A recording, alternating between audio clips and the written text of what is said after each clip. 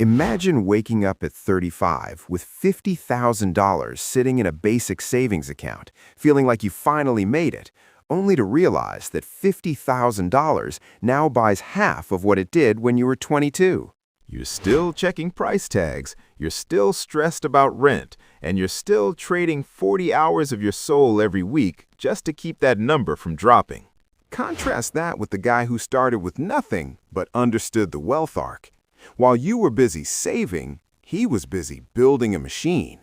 He didn't just hoard cash, he deployed it like a commander sending elite soldiers into a battle he'd already won. But that number is a rotting asset. Inflation is the silent killer of the average man, eating away at your purchasing power while you sleep.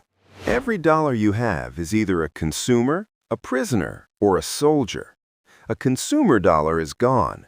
A prisoner dollar is locked away. But a soldier dollar is invested.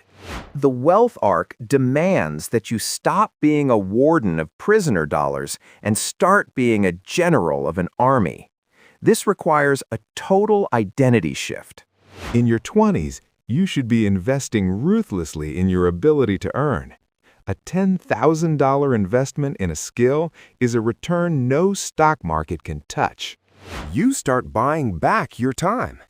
Imagine the confidence of knowing that even if you didn't work a single day next month, your lifestyle wouldn't change. The world is divided into people who own the world and people who pay rent to live in it. It's about building a fortress so strong that no economic storm can shake the foundation of your life. If you're ready to stop being average and start building a life of true leverage, hit that subscribe button and join the few who actually play to win.